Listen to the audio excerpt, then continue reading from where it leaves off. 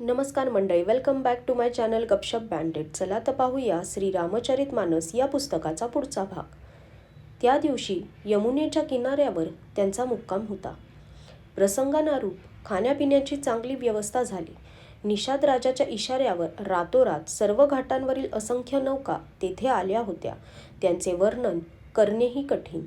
सकाळी एका फेरीतच सर्व लोक पलीकडे गेले. ते सर्व श्रीरामांचा मित्र निषाद राजाच्या या सेवेमुळे प्रसन्न झाले. नंतर स्नान करून व यमुना नदीपुढे नतमस्तक होऊन दोघे भाऊ निषाद राजासह निघाले. पुढील चांगल्या वाहनांवर श्रेष्ठ मुनी होते. त्यांच्या मागे सर्व राजपरिवार जात होता आणि मागे दोघे बंधू सामान्य वस्त्राभूषणामध्ये पायी चालत होते. त्यांच्यासोबत सेवक, मित्र व मंत्र्यांचे पुत्र होते. लक्ष्मण, सीता व रघुनाथ यांचे स्मरण करीत ते चालले होते.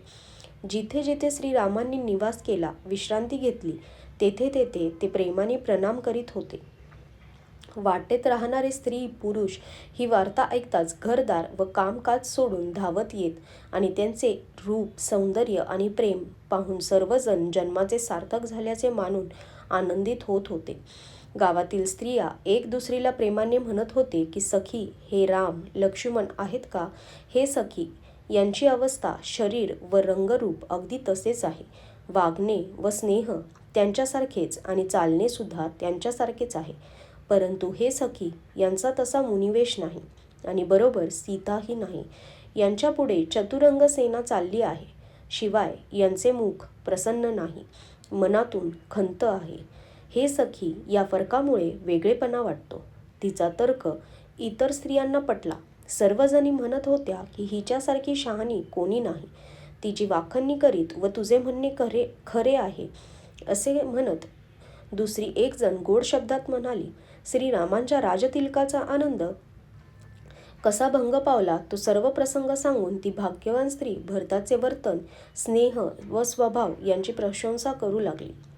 बघा, पित्याने दिलेले राज्य सोडून हा भरत पायी चालत आहे आणि फलाहार करीत श्रीरामांना अयोध्येला परतण्याची विनवणी करण्यास जात आहे. यांच्यासारखा दुसरा कोण रामभक्त आहे? भरताचे बंधुप्रेम, भाव, भक्ती आणि त्याचे वर्तन याविषयी सांगणे व ऐकणे हे दोष हरण करणारे आहे. हे सखी, त्याच्याविषयी जितके सांगावे तितके थोडेच आहे.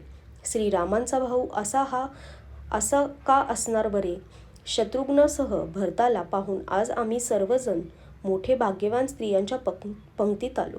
अशा प्रकारे भरताचे गुण ऐकून आणि त्याची दशा पाहून स्त्रियांना वाईट वाटत होते आणि त्या म्हणत होत्या की हा पुत्र कैकेयीसारख्या मातेला शोभत नाही. कुणी म्हणत होते की यात राणीचाही दोष नाही. हे सर्व विधात्याने घडवले आहे. तो आम्हाला अनुकूल आहे म्हणून आम्हाला याचे दर्शन घडले. नाहीतर कुठे आम्ही लौकिकदृष्ट्या व वैदिकदृष्ट्या मर्यादाहीन, कुल व करणी या दोन्हीमध्ये मलिन, तुच्छ स्त्रिया. आम्ही वाईट प्रदेशात आणि कुग्रामात राहतो आणि स्त्रियांमध्ये सुद्धा नीच स्त्रिया आहोत. आणि कुठे हे महान पुण्यामुळे होणारे यांचे दर्शन. असाच आनंद आणि आश्चर्य गावागावात लोकांना वाटत होता. जणू मरुभूमीमध्ये कल्पवृक्ष उगवला असावा. भरताचे स्वरूप पाहून वाटेत राहणाऱ्या लोकांचे भाग्य उजळले. जणू दैवयोगाने सिंहल द्वीपातील रहिवाशांना तीर्थराज प्रयाग सुलभ झाले. अशा प्रकारे आपल्या गुणांबरोबरच श्रीरामांच्या गुणांचे गायन ऐकत आणि श्री रघुनाथांचे स्मरण करीत भरत चालला होता. वाटेत तो तीर्थ पाहून स्नान करीत होता. मुनींचे आश्रम आणि देवांची मंदिरे पाहून प्रणाम करीत होता आणि मनातल्या मनात हा वर मागत होता की श्री सीतारामांच्या चरण कमलांच्या ठाई प्रेम वसो. वाटेत भिल्ल, कोल इत्यादी वनवासी आणि वानप्रस्थ, ब्रह्मचारी, संन्यासी आणि विरक्त भेटत होते. त्यापैकी सर्वांना प्रणाम करून तो विचारत होता की लक्ष्मण, श्रीराम व जानकी हे कोणत्या वनात आहेत? ते लोक प्रभू श्रीरामांची सर्व वार्ता सांगत व भरताला पाहून त्यांच्या जन्माचे सार्थक होत होते. ते म्हणत होते की आम्ही त्यांना सुखरूप पाहिले आहे. ते भरताला श्रीराम लक्ष्मणांसमान प्रिय वाटत. अशा प्रकारे भरत सुंदर वाणीने विचारत होता व श्रीरामांच्या वनवासाची कथा ऐकत जात होता. त्या दिवशी तेथेच थांबून दुसऱ्या दिवशी सकाळीच श्री रघुनाथांचे स्मरण करून भरत निघाला. सोबत असलेल्या सर्व लोकांनाही भरतासारखीच श्रीरामांच्या दर्शनाची लालसा होती. सर्वांना मंगलसूचक शकून होऊ लागले.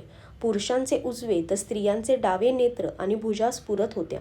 सर्व परिवाराबरोबरच भरताला असा उत्साह वाटत होता की श्रीराम भेटतील आणि दुःखाची आग शांत होईल. ज्याच्या मनात जसे असते त्याप्रमाणे तो स्वतः मनोरथ करीत असतो.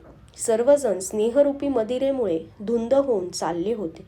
त्यांची शरीरे थकली होती. वाटेवर पाय डगमगत होते आणि प्रेमाधिक्यामुळे विव्हळ होऊन ते बोलत होते.